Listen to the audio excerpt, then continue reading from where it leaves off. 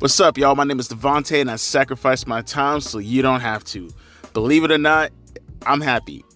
I'm super happy right now, bruh. It's been a minute. As much as I get people talking about me, talking about the Attitude Era and all this stuff, even before the retro pay-per-view videos, if you remember, one of my last videos I think I did in the retro series was, I believe, I could be wrong, someone could correct me, but I think it was Judgment Day 2005, if I'm not mistaken. I could be wrong about that, but I think that was like the last one I did, probably.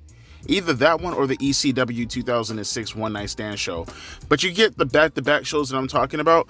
Like, as much shit as I get as far as talking about the Attitude Era, which, by the way, I don't care. I take pride in that shit.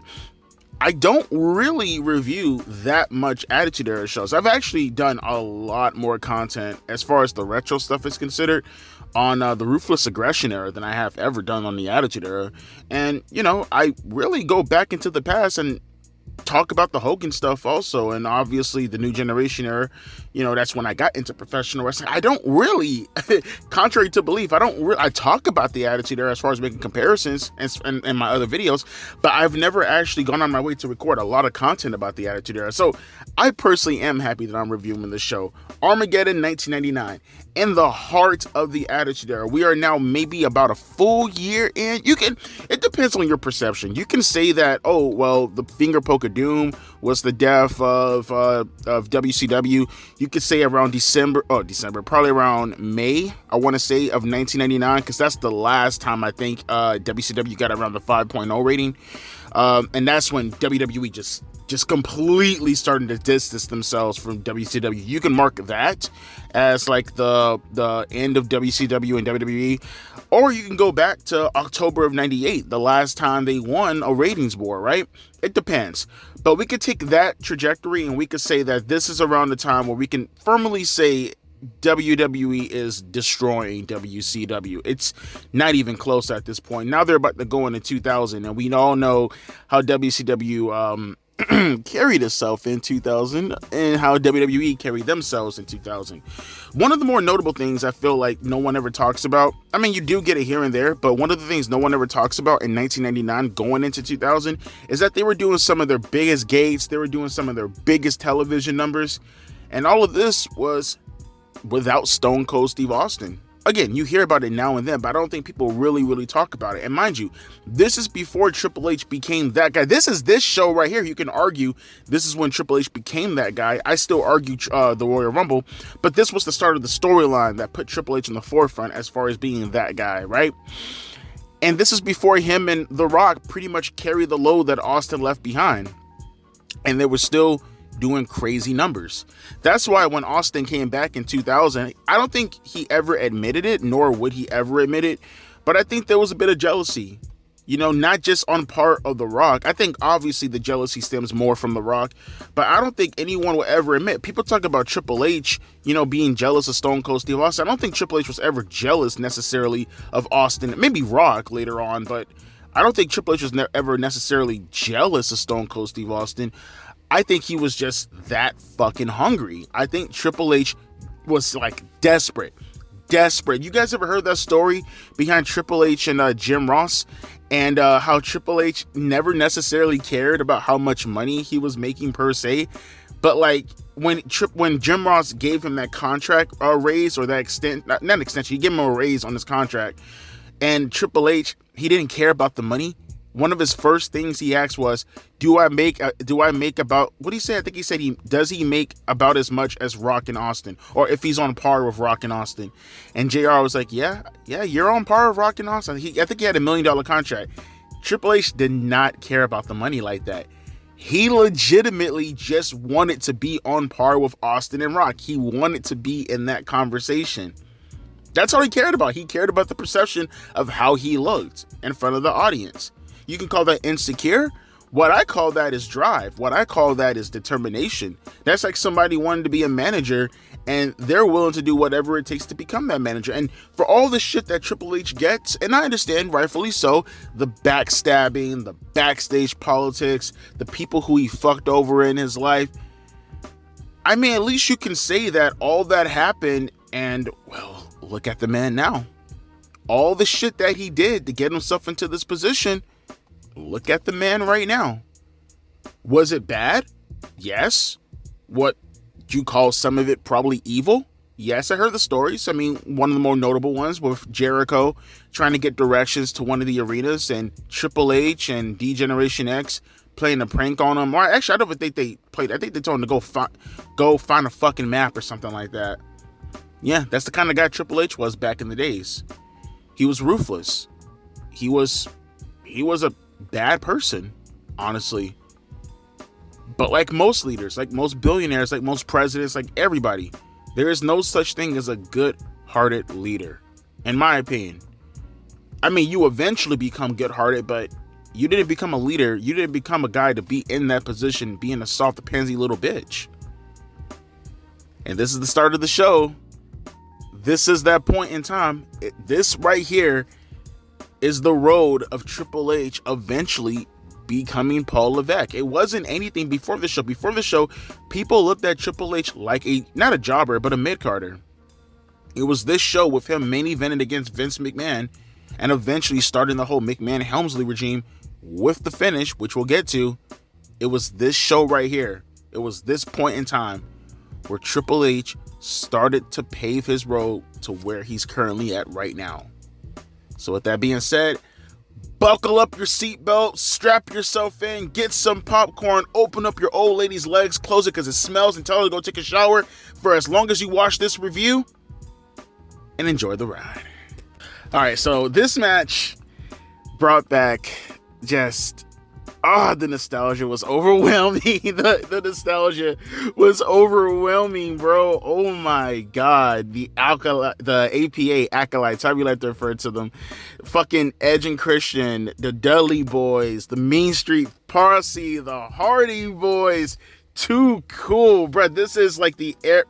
When I tell you, bro, because here's the thing that I think people miss as far as the perception, as far as, the Attitude Era was considered versus the tag teams nowadays. Yes, today's tag team division is starting to, revitalize itself. There's a lot of tag teams who are known, right? More known today in WWE than in any other period, probably in the last, probably around this time, honestly. I now that I think about it, yeah, the tag team division, as far as like it being stacked with people who could win a championship belt at any time, is probably about as deep today as it was about 20 years ago. The only difference is that back in the days, and I wish and I hope they do this more often with the tag teams today, although the deepness of the tag team division is prevalent, yes, I would definitely say that, I would like it if more of them can have a certain identity about themselves, like to the degree where you can just take, because you hear all these women wrestlers nowadays who bitch and moan and cry and groan. You have Becky Lynch. We need to have women matches without titles involved inside it. Okay, cool. What about the tag teams? Rarely do you get any actual legitimate, real, not no fucking main event, Seth Rollins, Cody Rhodes versus Rock and Roman. I mean a legitimate tag team match with two real tag teams having a feud without the tag team belts. You don't see it very often, if not at all nowadays. I would like to see more of that, right? Right, all this attention to the women. What about the men? The men don't get that kind of consideration also. That's why I look at the women complaining and crying and bitching and groaning and moaning about, oh, we never get this time, we never get this. Okay, and the preliminary talent from the men, they don't get the same opportunities also, but yet you guys are okay with that, right? Miss me with the nonsense, bruh. But back to this Battle Royal, man. This shit was nice. I mean, it was fun. Would I say that it was something that was all-timer? No. Obviously, it's a fucking Battle Royal. But even then, the eliminations were fine, right? You had Joey Harris, part of the Mean Street Posse. He was getting involved in the match when fucking Pete Gas and, what was the other guy's name again? Fuck, I forgot the guy. I know it was Rodney. Did he have a last name? No, I think it was just Rodney, right? But regardless, he was getting involved in the match, trying to help out his boys. You had a fucking elimination from Edge and Christian and the Dudley Boys. Devon Dudley got involved, and he yanked Edge off when he wasn't eliminated, but Edge himself was like, he got eliminated. So Devon was on the floor. He wasn't officially eliminated yet. At least I don't remember him getting eliminated. I think he got eliminated by by Matt Hardy, if I'm not mistaken. I think Matt eliminated Devon afterwards. But Devon, he was like outside the ring, and then he pulled Edge off the apron, and then like he ended up hitting the barricade, and they eliminated him. And then, like I said, Matt eliminated Devon, and then it came down essentially to the APA versus the Hardy Boys, and these guys went at it for a while, like at least to get 2 to 3 minutes of them just wrestling still. And the finish, that finish was fucking horrific. The fact that Jeff Hardy, I think if you did that to Jeff Hardy nowadays, his fucking knees would just like explode out of his skin. There's no way. I'm pretty sure if you did that to Jeff Hardy nowadays, his knees would literally explode out of his skin. I got a question. What is with Farouk constantly trying to fucking kill Jeff Hardy? Like, I don't know what the fuck it's like. Did Jeff Hardy like owe him money or something?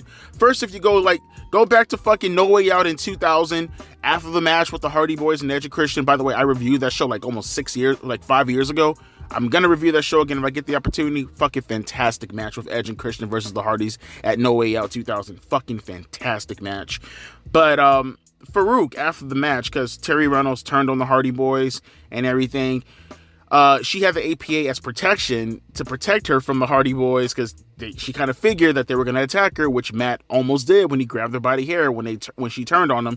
And then Farouk gave Jeff Hardy a Dominator, which is like a reverse powerbomb. I think Bobby Lashley used to do it also. But like he couldn't get Jeff all the way on his shoulders, so like he just dropped him like on the fucking shoulder blade, neck, head area. It looked fucking disgusting. And then here also, he eliminates Jeff Hardy. Like Jeff, I don't know what Jeff was trying to go for. And then like Farouk, I guess maybe he was trying to go for a Frankensteiner, I'm gonna assume. But Farouk just like, okay, picture this. So Farouk's next to the ropes, right? Jeff runs towards him to, I'm going to assume, do like a pop-up Frankensteiner. He used to do that a lot. When Farouk pops him up, he like throws him over his shoulders, over his head. He clears the ropes, and he just lands right on his legs. It's the damnedest thing you'll ever see, bro. It's Farouk I think he just has something against Jeff Hardy. That's my opinion. But fucking solid match. Nice way to open up the show. Very high octane. And again, just super nostalgic to see all those tag teams who were actually over. Well, a good majority of them were actually over notable names. And of course, the Acolytes went to the Royal Rumble to have one of the worst tag team matches of all time. But we'll get there when we get there, if I get the opportunity to ever review the Royal Rumble 2000. With that being said, next match.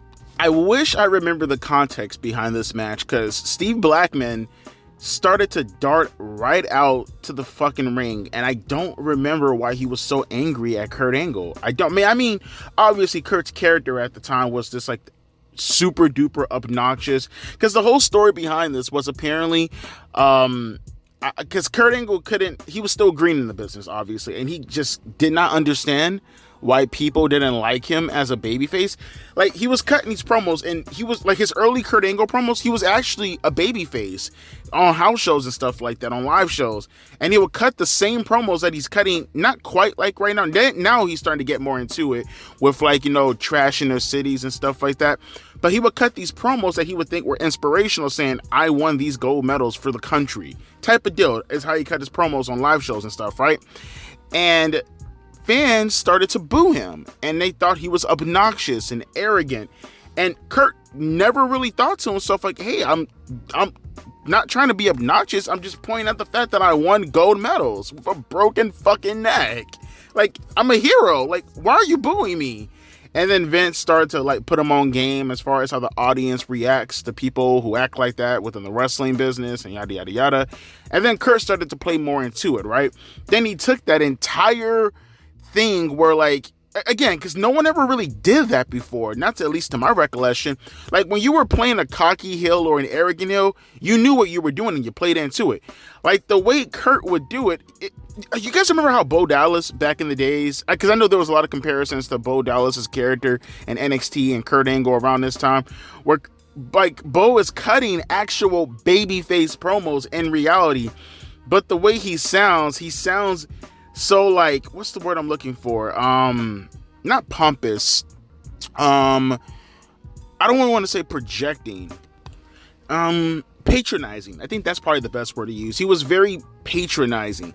Like, he'll be like, if you got, like, I'm not saying he said this verbatim, but like Bo Dallas would say something along the lines of, if you guys stop being, losers and you work really, really hard and you believe, then you can achieve anything. You just can't be losers.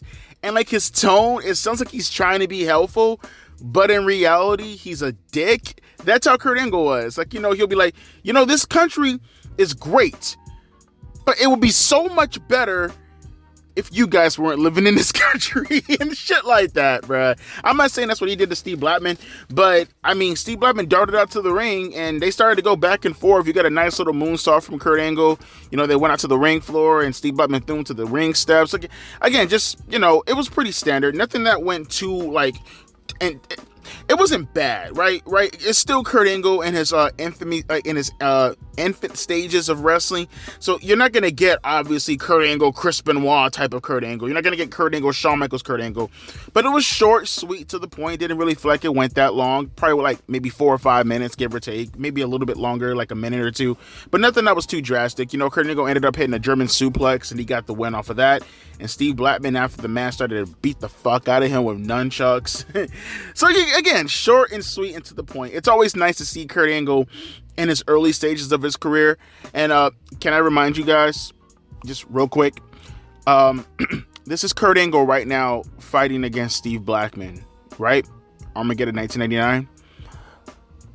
Armageddon 2000, a year later, he's defending the WWF Championship in a Hell in a Cell match against Rock, Triple H, Undertaker, Austin. Yeah. Fastest rising star in wrestling history? Yeah, probably. Comparable to Brock Lesnar's run? I'll let you guys take on Steve Blackman and then, in the second spot of the card and jump directly in the Hell in a Cell match with 4 of the biggest wrestlers in the history of the business, and you tell me who had the better first year run. Not even talking about his mid-card championship runs or the King of the Ring, just that notion alone. Oh, and he also won the match. With that being said, continuing on though. Alright, so check it out, Peacock. Me and you got problems, alright? Check it out, Peacock, motherfuckers. I paid for a subscription. This is not cable. This is not broadcast. Motherfuckers, I paid a year subscription. That shit cost me $35. That is a year subscription, motherfuckers. A year. I paid to see what I paid for. If I want to see Tig old bitties, you give me the goddamn Tig old fucking bitties, you sons of bitches. I'm sorry about that, folks. I just feel like I had to rant about that a little bit. So, this Fatal 4 Evening Gown match is a GOAT match. This is one of the greatest matches in the history of professional wrestling for obvious reasons. Now, you may have some cucks, some tip of the fedoras, madame, some feminists out there who will say that this is demeaning to professional wrestling. This is sexist. The wrestling fans are nothing more than misogynists. And this is why we should put them back in their bottle of obscurity when it comes to life, because no one wants to hear their stupid fucking mouths. This match was goated. Was there any wrestling moves done? No. Did anyone take any bumps? My penis did. My penis took a bump on my hand. Inside of a sock. Multiple times. If for anything, because of Miss Jackie. But that lady, I've never seen her before. I feel like I've seen her in a segment, like with an ambulance, something like that. I remember BB. They were doing some fucking gimmick with her and I think Bubba Ray Dudley, if I'm not mistaken. Her titties were so fucking just... Those were beautiful. Those were beautiful. And now I'm starting to like think about it. That's why they called her BB for, right? Beast! They called her BB for what? Because she had double B's or big breasts? Is that what they call? You get older and you start to realize things. Bro, they were in a pool. Those things were so huge. They were like flotation devices. Those were beautiful. That was beautiful. Jacqueline's ass was beautiful. BB's were beautiful. Big and beautiful. just bodacious and beautiful, brilliant and beautiful, just amazing. And each girl got eliminated because they got stripped of their dresses. And just the water sleeking down their ass cheeks were just... That was a sight to behold. That was beautiful. We need more of that in today. Can you imagine? Like, yeah, obviously the people on Twitter where they'll pretend that they didn't like it, but, you know, have a fucking meltdown online. Fuck those people. I'm talking about, can you imagine Nikita Lyons in a match like this? Can you imagine Miss Parker in a match like this? Naomi in a match like this? Bruh. Just the amount of fucking views that shit would get. A 4-way evening gal match with some of the fattest asses in wrestling. Because that's the problem in this match. Aside from Jackie, none of these girls had asses. I mean, it's funny. The one who won the match was the one, in my opinion, who was the least appealing, if you will. I'm trying to make sure I watch my words because I don't want you to fucking catch it and try to kill me or something. But the cat. The cat won the match. You know, she stripped Ivory, who, by the way, looked amazing. Just throwing it out there. Again, for her age, because Ivory at this point in time, believe it or not, she was probably getting ready to turn 40. Believe it or not, because she's got to be like in her early to mid 60s right now. Regardless, though, and she still looks great, by the way. Yeah, Ivory got stripped of her clothes, and she was wearing lingerie. It looked fantastic on her because she's Ivory and she stays looking sexy as shit. And like I said, the least appealing one was Kat. She won the match. And she proceeded, because Mae Young and the Fabulous Moolah were like guest referees, if you can even call them that. I don't know what the fuck you would call them. There was no referee needed in this match. She decided to say that she would like to get naked regardless. She disappointed the fans by saying that she indeed was made to wear underwear. Yes, this is a thing that is happening in professional wrestling. She jumps in the pool. She soaks her body. You can see her nipples through her shirt. You can see her titties through the shirt. And she proceeded to take her bra off and she flashed the crowd. Now, Peacock, doing every man in a 30-mile radius of that arena, even today, in the future, she did all of us a disservice by blurring out Miss Cat's tits. That really did upset me, because even though those were not what I would call, those were not the best looking tits, regardless, tits are tits, right? And she flashed the crowd. And again, Peacock, they censored it because they're fascists and fuck Peacock. And yeah, but the only thing I could think of is I just wish that could happen in NXT today. I mean, I don't care what the fans think. They can swallow the bottom part of my ball sack for all I care. I just really wish this match would happen today.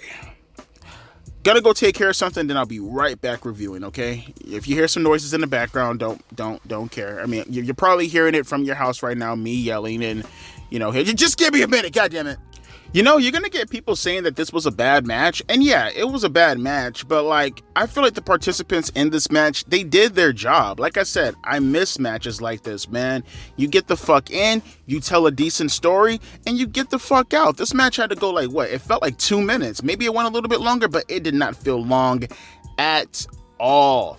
But you don't have to go out there and have to wrestle like a fucking complete 20-minute match like you see in wrestling nowadays.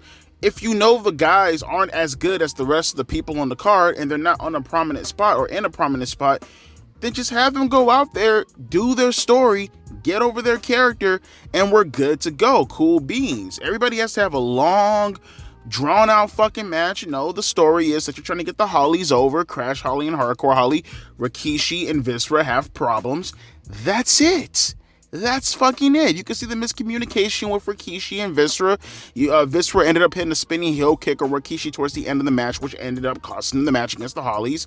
You know, you got some little things here and there. The Hardcore Holly hitting a beautiful missile drop kick to Viscera. Again, you hit your points. You got the fuck in and you got the fuck out. After the match, you had a pull-apart brawl with Rikishi and Viscera. That's all that mattered. That's all anyone cared about. Because the whole purpose of all this was to further get over the Hollies, right? Because you're trying to strengthen your tag team division, which, by the way, 2 other random tag team matches currently happening at the moment. That's not even including the Battle Royal or the tag team title match later on tonight. That's what I'm talking about. Seeing more of this kind of stuff. It doesn't have to be long and drawn out. You got the Hardys coming out with their little fucking weight scale, thinking that they're heavyweights. That's all you needed. That's all you needed. And goddamn, bro, looking at Rikishi. When I say, it's not to say that Jay and Jimmy don't look like Rikishi. Of course they do. But god damn, bro, Solo Sikoa, if he ever wanted to know who his dad was, right, and someone lied to him, and then you see Rikishi right here, there's just no way. There's no way Rikishi will be able to ever say that he's not Solo Sikoa's dad. When you see Rikishi right here, he looks like a blonde hair Solo Sikoa. He looks like a spitting, like it's his twin. It's his fucking twin. He looks like a bigger version of Solo Sikoa. It's crazy. But yeah, short, sweet, to the point. Exactly how I like my matches. Continuing on. Damn, what a gorgeous looking belt. That is a beautiful, I honestly think people don't give too much credit to the European Championship belt. That's a gorgeous looking championship. I mean, yeah, obviously all the belts back then just looked credible. It made everybody feel as if it was important to want to get your hands on. But I feel like the European Championship has a very underrated look to it. It looks way better than United States Championship nowadays. I'll tell you that much. The size of it looks perfect. It looks like the perfect mid-card championship belt. I don't know. I love that look. It looks so fucking beautiful. But this match also was fucking good. This was a solid fucking match. Again, it didn't go too long, probably maybe 10 minutes is what it felt like. It didn't go too long, but they got their spots in, they hit their spots, and it was just a credible fine match. Nothing wrong with it. D'Lo Brown started off the match with an Undertaker suicide dive over the top rope. You had the British Bulldog. He was because I forgot back in the days, the British Bulldog and the Mean Street Posse was like a stable for a minute. I mean, they were a part of 1,000,001 stables that lasted for 2 weeks back in WWE. But yeah, they started it off, D'Lo Brown with a top rope tope suicide. And then they went on. They had a decent match. Spine buster from D'Lo Brown on the British Bulldog. British Bulldog hitting, I think, Venis with his running power slam move he used to do over the shoulder. Braun Strowman's finisher. And the finish came with so D'Lo Brown ended up hitting Bulldog with the lowdown, the frog splash, and then Venis on the opposite side of the ring came with a money shot, which is just a body splash, like a Uso splash, off of that side of the turnbuckle, right on to D'Lo Brown after he hit the frog splash on British Bulldog, and he won the European Championship. I think he came in with the European Championship. I think it was I could be, wasn't it let me rewind it. I think it was I just cut myself off right there. Yeah, it was the British Bulldog. Had to remind myself who was the European champion coming in. But I think, was this Bulldog's? No, I think he was in the Rumble in 2000. I think he was in the Rumble in 2000 because I know this was one of his final appearances in WWE before he left. I think, did Bulldog, how did Bulldog leave again? Wait, did Bulldog leave because was it because of the drug issues at that point? Because I know, look, no disrespect to Bulldog at all. I don't know how else to say it. I mean, Buddy was technically speaking a crackhead. I'm just saying, people are going to probably be like, Devontae, that's highly offensive. You can call it offensive, but it is what it is. I mean, dude was a straight up crackhead, with all due respect. But I don't think he left yet. I think he did a couple of more matches, because I remember seeing him on, I do remember seeing him on Heat a little bit, a couple of times around this time. Because I used to always wonder how British Bulldog was here, but I don't remember seeing him in SmackDown 1. At least I don't remember. I could be wrong, but I don't remember. But, they were just doing Bulldog a favor. I know Bulldog had the issue with the back because of what happened in WCW with the backdrop on the door that Ultimate Warrior was supposed to come out from underneath the ring. I understand all that, the painkillers he got addicted to. They were just doing him a favor, obviously. And he kind of wore out his welcome. I don't know the whole story behind it, but I wouldn't be surprised if maybe, he had a couple of no-shows and, the drugs really, really got to him. Because he was doing drugs going all the way back to SummerSlam. I know Brett talks about it a couple of times about how, he had to carry him through SummerSlam 92 because Bulldog forgot some of his spots. I'm fucked, Brett, I'm fucked. So it's not like it's anything, not known. I mean, with all due respect, like I said, Bulldog was a crackhead. It is what it is. God rest his soul regardless. But a solid match. And again, that's a great looking fucking belt. And again, super awesome. One more time, nostalgia. Seeing D'Lo coming out with the, you better recognize You know, woo! Gonna kick your sorry ass on down the street. Something honors me. So pack your bags, cause your ass is dead meat. Victory is sweet. Here's your receipt. Bring it on. What you gonna do now? Bring it on. I don't know. I was fucking vibing to that shit. But with that being said, continuing on with the show. What a great fucking match that was. Holy shit. I forgot sometimes how intense X-Pac and Kane was as a feud. That was a big deal back in the days. You know, X-Pac and Kane teaming up, all the kids on the playground, you know, we do tag team matches and stuff like that. Everybody wanted to be X-Pac and Kane because they were so fucking cool. And it was just such, you didn't really see the whole, you know, the whole Daniel Bryan Kane, Goldust and Booker T. You know, what was the storyline they were doing back in the days? Like the whole fucking week, you know, you're the weak link. That was the first ever, at least for me, that was the first time I've ever seen a storyline like that. And X-Pac felt like he was always inferior to Kane. And then Kane got a girlfriend in Tori, who, by the way, how do I put this without sounding fucked up? Butterface. No, can't even say Butterface. On a scale of 1 through 10, -4. I'll keep it that way. But yeah, I forgot how intense this feud was. I really forgot how intense this feud was. This was fucking insane, bruh. So you think the Bra and Panties match, evening out shit, was bad as far as the sexist comments and the misogynistic comments? Feminists, I think, would have honestly canceled WWE over this. I think they would have went for Vince's neck over this if this happened today. So never mind the fact of the outright hitting of women were men doing back in the days. The finish of this match. So first, let me get into the match, because the finish of this match was wow. So X-Pac, because the whole deal with this was X-Pac, he could win the match via pinfall and submission and escaping the cage, normal rules. But Kane couldn't escape the cage. Kane could only win by pinfall or submission, right? So, like, X-Pac, before the match even started, and by the way, it just helps out so much because X-Pac just looks like such a fucking greasy slime ball. He looks like such a sleazy, two-faced piece of shit. He has that aesthetic down pat. He, like, locked the cage door before the match even started. So Kane is in the ring and X-Pac is outside the cage and he locked it. He, like, goes around the cage and he starts to intimidate Tori.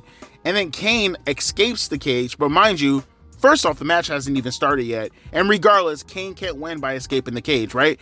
So he attacks X-Pac, beats the shit out of him. Eventually, X-Pac grabs a ring bell. He hits Kane in the head with it. Kane no-sells it, essentially. Gets in the ring and the match starts. He starts to beat the crap out of X-Pac. He destroys him, essentially. Throws him just pillar to pillar across the cage walls. Eventually, X-Pac was trying to escape the cage, right? And Kane chased him before X-Pac kicked the legs from underneath him and he landed on the ropes. This was just a start of fucking Jerry the King Lawler just making a shit ton of jokes about how small Kane's dick is, apparently. That was the whole running gag behind this. Tori Wilson has a bunch of comments about Kane's small dick. I don't know, man. But X-Pac, he starts to beat the crap out of him. I mean, he's working Kane. He's not beating the crap, but he's working him as far as like running around him, hitting moves that he knows he can like duck and dodge and whatnot. But that only lasts for a little bit before Kane gets advantage again, hits him with a flying clothesline. And then the New Age Outlaws come out with bolt cutters and they cut the chains off the cage door. X-Pac tries to stop him, or Kane tries to stop him, but Billy Gunn, Mr. Ass, he slams the door in Kane's head, right? So Kane is now selling. And X-Pac, he picks up a chair, and they threw that in the ring also, and he hits Kane in the head with it, right?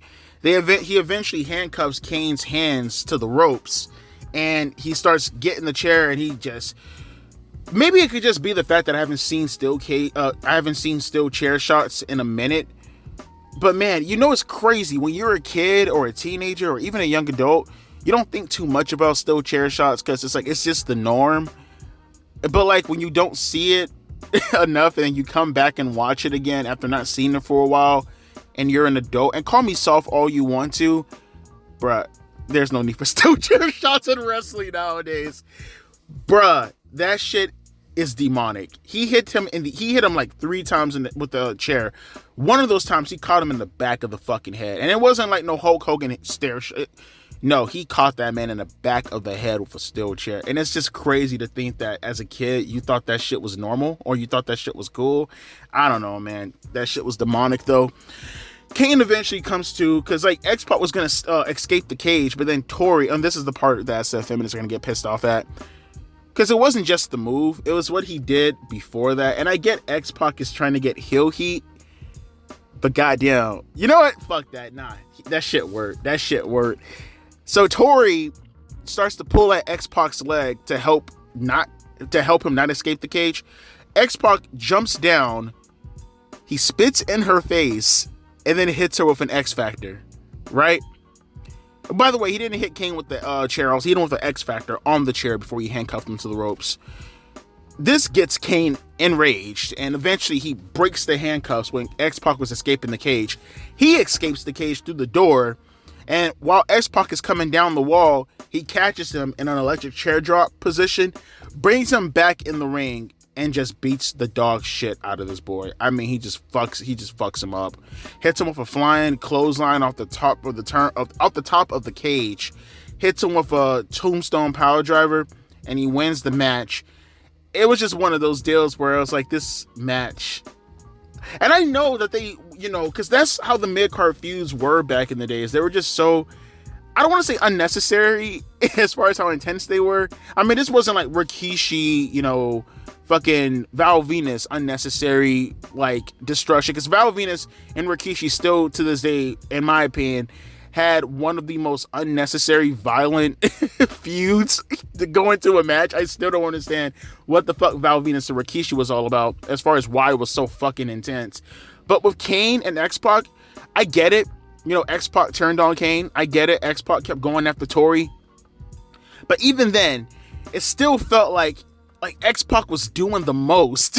I don't know. It just felt like that. It just kind of gave me like, why did you really have to spit in her face before you hit her with the X Factor? I don't get it. And then, I guess it worked because, eventually Tori did turn on Kane and then she sided with X-Pac when it was all said and done. So maybe she's just into that kinky shit. I don't know. But fucking fantastic match. I loved it. Short, sweet, to the point. Told a great story. Got a lot of shock value out of me. And I know that match today just would not pass anybody's standards. Twitter will have a fucking meltdown if that match happened today. More so than even the gown match, honestly. Just because he spit in her face. I think that alone would have got everybody up in arms, and that would have been controversy for weeks. But with that being said, though, let's continue on.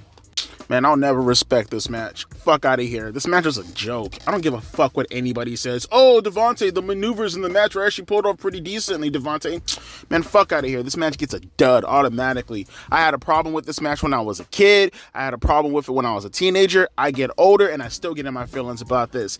Jericho had no business being in the ring with Chyna. As a matter of fact, Chyna had no business fighting against man, period. I've been saying this for years, and I'll always hold true to my principles when it comes to this. All of this was nothing more than some type of early, in my opinion, this is the early incarnation of that DEI bullshit. This was dumb as fuck. Jericho looked goofy as fuck selling for Chyna like this. And I know this wasn't Jericho's idea. Obviously, I know Jericho did the best that he could because he's working with a fucking female, legitimately working with it. This isn't even Chyna. I still have a problem with it. But this isn't even Chyna from like 98 or early 99, I guess, when she was like still bulkier, when she had like, she looked like a fucking bodybuilder. No, this is slimmed down, petite Chyna in comparison to what she was about a year prior to this. Like, nah, bro, this is trash as fuck, bro. Chyna went out there and he had a legitimate competition. This is dumb as fuck. If they pulled I be seeing people talk about, oh, Devontae, how would you like to see an intergender match with Rhea Ripley or Bianca Belair versus any of, fuck out of here. No, you make wrestling look goofy as fuck. Watch this match with Chyna and Jericho. There was a spot, bruh, and I got reminded by this, and they had a match at Survivor Series the previous year, bruh, and I thought that was dumb as fuck, or the previous month. I thought that was dumb too. Jericho having a job to a fucking woman, bruh. Fuck out of here. And Jericho and Chyna, they do like this spot where it's a double crossbody and she gets the advantage as far as the body motions are going. Bruh, are you serious? You can look. We have eyes. You can clearly tell Chyna is much smaller than Jericho. What are we doing, bruh? And then even worse, bro, you know, in the past, back at SummerSlam when they were building up to this, you know, these clowns backstage were actually contemplating whether or not they should put the WWE Championship, at the time the WWF Championship, on Chyna. Are you fucking out of your mind? What a dumb fucking dick decision. See, I'm holding everybody accountable who do stupid shit. First it was Tessa Blanchard and TNA, right? I'm gonna hold them the same way, the same accountability, bro. If anybody ever decides to want to go down the direction to put the belt on Rhea Ripley, I promise you, that day right there, I have to contemplate whether or not I want to continue watching wrestling. This is the kind of shit right here. If I had my mentality today versus at the time, I'd have to strongly consider whether or not I want to watch professional wrestling. Don't sit here and try to insult my intelligence with a bullshit match like this. Don't sit here and insult my intelligence and tell me that I have to accept mediocrity and nonsense like this. Nah, this match gets a dud. It was dumb as fuck. It was stupid as fuck. It was dumb 25 years ago, and it's dumb 25 years later. You can take your bullshit DEI, oh, you're a misogynist nonsense, and stick my nuts down in your fucking throat. I don't give a fuck. Fuck this match. Continuing on. You know, I'm conflicted about this match with the New Age Outlaws versus the Rock and Sock Connection. Because on one hand, it's like the match in itself, in the early stages of it, they were telling a pretty good story. And I get what they were trying to do with the Al Snow interference and, you know, hitting Foley with the mannequin head, and then walking away. I get it. Look, the whole story, if you guys are curious, as far as the backstory, Al Snow is jealous of Mick Foley, right? He's jealous of Mick Foley, not of Mick Foley, but jealous of The Rock and Mick Foley's relationship, right? He wants to be Mick Foley's tag team partner and yada, yada, yada. He's like, you know, The Rock is taking advantage of you. He's making a joke out of you. How can you not see this? And Mick Foley wants him to mind his own business. He doesn't think The Rock is a good friend. And, you know, Mick Foley is just essentially making fun of Al Snow for, you know, making fun of him being a simp, which is essentially what Mick Foley was, right? That's the whole backstory to all this. Because even though Rock is making a bunch of disparaging jokes at Mick Foley's expense, he's doing it in a joking way. Like, he's doing it in a lovable oath kind of way. But Al Snow takes it as just flat out disrespect. And he feels like if Mick Foley doesn't respect him, well, he's going to respect Mick Foley more than Mick Foley respects Mick Foley. It's the entire story behind all this, right? And like I said, the match in itself was good. As far as the early portions, they were working over Foley the entire time. You know, you got a nice cactus power driver. It was kind of weird seeing Foley out of his, like, you know, his usual Mankind attire. He had like a blue dress shirt on rather than his, you know, his white shirt with his tie on. That was kind of weird. But regardless, though, you got a cactus power driver on Road Dogg. And that's when Al Snow came down with the mannequin head and he hit Foley in the head, right? And then Road Dogg was going for the pinfall, but then The Rock pulled the referee out of the ring. He ran down the aisleway and then he clotheslined Al Snow. And then when Rock went for a pinfall, I think he was going to pin, if I'm not mistaken, I think he was going to pin, was it Billy Gunn or was it Road? I think he hit the rock bottom on Billy Gunn. I think he tried to go for a pinfall, but that's when Al Snow came back inside the ring, and then he attacked The Rock, and then a disqualification, which also hurt the match also because it was a disqualification finish. And like I said, it wasn't bad. I mean, after the match, Rock ended up hitting like a rock bottom on Road Dogg, and then he hit a rock bottom on Al Snow, then hit him with the people's elbow. It wasn't bad, right? Because again, it's one of those things where I like the layering. Like I said, more emphasis put on the tag team championship belts. The tag team champions actually do go over. I don't mind the story. I don't mind the conclusion. What I don't like, though, is when a match goes on for as this match went on for show at least 15 minutes, maybe 20 minutes. It went on for a pretty decent amount of time. They worked over Foley pretty good in this match. And I just don't like the fact that the match went on for so long for it to end in a disqualification finish, right? If it's going to go this long, which I understand, the New Age Outlaws at this time were considered one of the best tag teams in the world. It's still Rock, one of the biggest. I mean, Rock and Foley are both main eventers. It had the right to go this long. It's over some championship belts. I don't mind the length of time. What I do mind is when a match goes on for as long as this match went on and it ended up in a disqualification. That's my problem. But outside of that, it was great character work. I know what they were trying to do. This built up into that hardcore match also with Al Snow and Mick Foley. When, was it Al Snow and Mick Foley? I think that was the match when he pulled out the bowling ball. And then like I think Foley did like the bowling ball thing to Al Snow and his nuts. They had like a hardcore match. I think later on that week, actually, if I'm not mistaken. I think it was on SmackDown. How have they never had a bowling ball in as a weapon in any of these? Well, probably because in reality you probably kill somebody. But then again, they had fucking barbed wire and fucking 2x4, whatever. But yeah, it wasn't a bad match per se. I don't think I can quite go any higher than 3 stars just because of the finish. But the story that they were trying to tell in this, and obviously the backstory behind it, it played out well. It was fine. Just don't like disqualifications in very long matches like that. So this might be the shortest, not just one of the shortest, if not the shortest WWF Championship matches like ever on pay-per-view, but also one of my shortest commentaries on the WWF Championship match or WWE Championship or any championship match for that matter, period. It's already weird enough that like I'm recording this before the main event because this did not main event, and nor should it have if this was going to be the match that was going to play out. But just... it went like 3 minutes or 4. It didn't feel that long. Like I timed it. Like I went back because it was so short that I was able to rewatch the match. It was only like 3 minutes this match went. And like, yeah, this was bad. This was terrible. I mean, I get the whole storyline. Like, you know, the Big Bossman and, you know, terrorizing Big Show. I mean, he was Christian Cage before Christian Cage was Christian Cage. I'm sorry, Big Show, that's your daddy crow, little bitch. Look at him, he's dying because his daddy died from cancer. Laugh at him. Laugh. Bro, the storyline was... okay, first off, Big Bossman was a fucking menace around this time. Like the fall season, I don't know what the fuck got in the Big Bossman. This man was a fucking menace.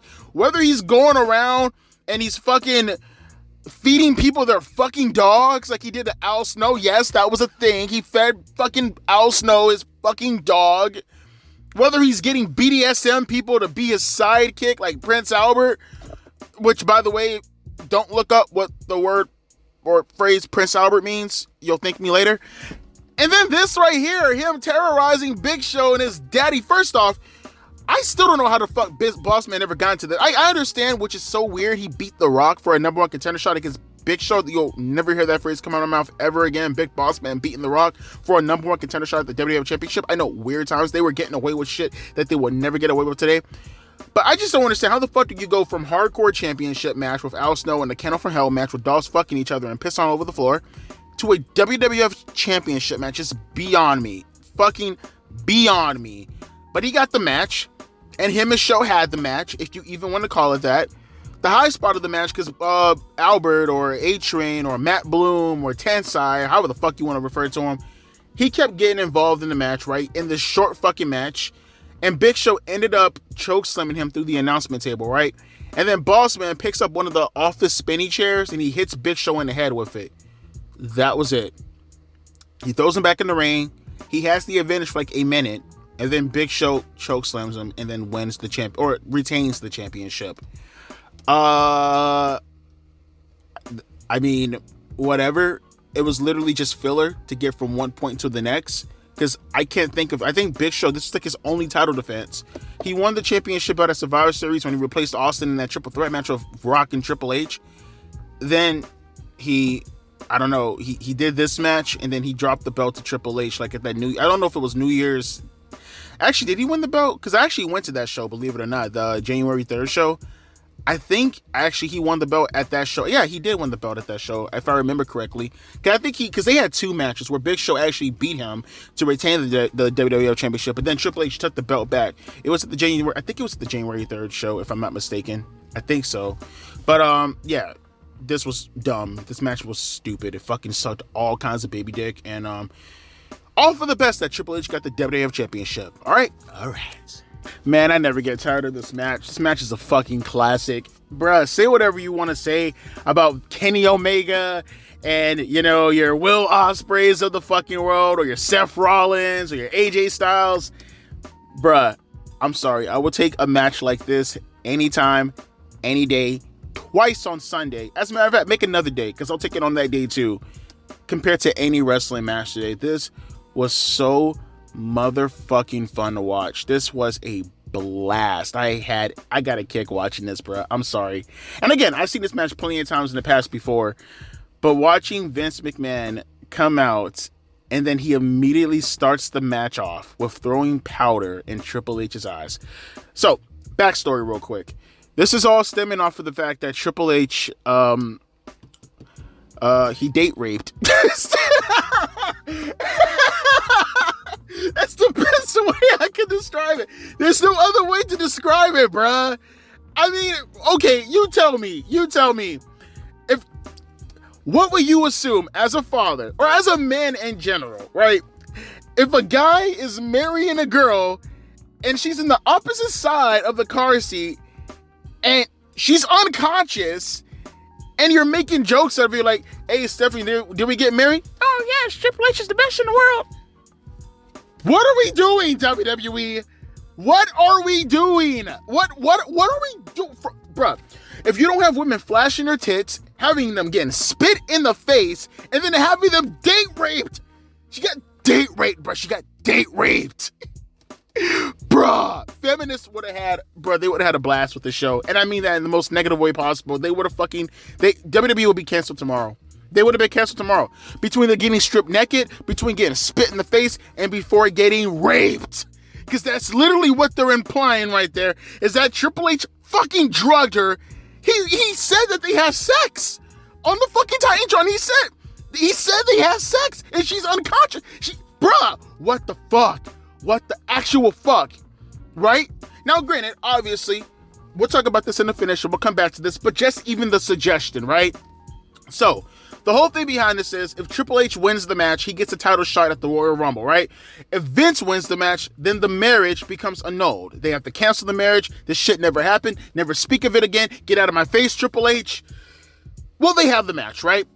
And Triple H, Vince, as I said, he starts off the match by throwing powder inside Triple H's eyes to blind him. He starts to hit him with weapons. There's a bunch of fucking toys around the ring, a bunch of, gimmicks and whatnot, a bunch of gaga. Hits him with like a fucking Mick Foley comes out with a cart full of weapons, like it's a hardcore match, and Vince uses it all on Triple H. Hits him with a trash can, hits him with like a stop sign or whatever, or some type of sign, has like a hockey puck or a hockey stick or whatever kind of stick, and Triple H gets the advantage a little bit. He hits him in the nuts with it, right? And then he tries to run away from Vince. They fight in the parking lot area. Vince well, actually, I can't even say that, because, no, I think that was actually it, right? Because I'm going off of my memory on this match. This match I didn't have to watch. I'm going off of memory. The other matches I watched, but I have to get ready to go to work, so I have to go off of my memory on this. I think Vince took a body slam from Triple H on the hood of the car, right? And then, like, they fight, like, in the arena, right? And then, like, they go up, like, this structure, like, because one of the things that happened also, and one of the most gnarly fucking spots I think I ever seen Vince McMahon take. It's either this spot, believe it or not, it's either this spot or the bump he took at St. Valentine's Day Massacre against Austin off the steel cage when he went through the announcement table and he hit like his fucking hip on the edge of the table, which happened earlier this year, by the way, in 99. I'm trying to figure out which one was a more gnarlier spot. So, the Armageddon thing, right, is set up in a way to make it look like a war, right? It's an army tank, you got barracks, you got a bunch of machine gun looking things. Well, that machine gun looking thing, right? It's like on an army head or something, right? Or on a tank. A machine gun on a tank. Vince is like right there, right? And then Triple H takes that fucking thing. The little thing that it spins around and it shoots out missiles, right? He takes it and he turns it. And the long extending pole, it hits Vince right in the bridge of his fucking nose. Now, I'm hoping, because Vince put his hands up, he didn't take the majority of it, but it didn't look like Triple H gave any leeway to that shit whatsoever. One of the more gnarliest spots also is them climbing up like this structure on the Armageddon thing, like one of the pillars, right? And like Triple H hits Vince's head on the fucking pillar as they're climbing up the structure, and Vince takes a back bump onto like a pile of fucking gimmicks. Obviously, he's not gonna land back first on the fucking floor. And like, obviously the insinuations that he broke his fucking back. He's like bleeding all over the place. He takes Vince, right? And then like he shows him in front of Stephanie McMahon, who's sitting in the audience, and she's like bleeding all over the fucking face and everything, right? And then like, bruh. And Vince, he was like, so like Triple H, he was gonna use a sledgehammer on Vince McMahon, right? And Vince kicks him in the nuts, right? He kicks him in the nuts, and then he hits him in the gut with the sledgehammer. And then he has a sledgehammer, Bloody Vince has a sledgehammer above Triple H's head, right? he's about to use it on him, and then Stephanie McMahon comes into the ring, and she was gonna stop. No, I'm sorry. Vince kicked him in the nuts, and then he got the sledgehammer, and then he hit him in the gut with it, right? And then like Vince, I believe. Wait, hang on. Yeah. I'm sorry. So she was asking for the sledgehammer from Vince, if I remember correctly. And then Stephanie was going to use it on Triple H herself, but she couldn't bring herself to do it, right? And while Vince is consoling her, Triple H gets the sledgehammer and he hits Vince in the stomach with it, and then he just blasts him in the fucking forehead with it and got the win off of that, right? And as Stephanie is checking on Vince McMahon, she's like concerned because he's all bloody and broken down and everything. Triple H has a sledgehammer above his head, right? And he's about to attack Stephanie with it. And then Stephanie looks at him all concerned, like, you're really going to hit me with it. And then she lets out a smirk. And Triple H lets down the sledgehammer and they start to embrace. And, you know, JR, he's going crazy on commentary. He's like, what the fuck was this? They've been scheming this the entire time. And it goes off the air. Now, let me just be that guy, because Stephanie said this in the promo also, if I remember correctly. But if you guys don't know the context as to why Stephanie did this, so back in like, I want to say February of this year, like February, March, April, around that time frame, Vince McMahon, he was responsible for Stephanie being kidnapped by the Ministry of Darkness, Undertaker stable, and sacrificed on a cross. In some of those promo vignettes, Stephanie is handcuffed. She looks like she is emancipated, right? It looks like she was starved. One can imply that she was also probably raped because, of course, it's WWE and it's the Attitude Era and they love women. Stephanie had every fucking right, you fucking psychopath. Now, talk about art imitating life. Now look where we're at right now, right? With Stephanie McMahon turning on Vince McMahon for his stupid fucking shenanigans, right? Well, the exact same thing happened in art a couple of months prior to all this. And everybody's like, poor Vince this, poor Vince that. He sacrificed his daughter. By the way, also Shane sacrificed his daughter to be probably tortured, probably raped, and he's surprised that she turned on him. Meaning, this whole thing could have been like, oh, well, this, you know, Triple H didn't do anything to her. They really did get married, but this was all a ruse. It could be. Or Triple H could have actually did what she did, and Stephanie got her sociopathic tendencies from Vince McMahon, and she decided to, like, you know, go along with it after finding out that she was raped. You can go about this many ways, right? Either way, one can imply that Stephanie was either raped by Undertaker's group, or Undertaker himself, or Triple H. You got to pick one or the other, because either she got her revenge or she didn't get her revenge.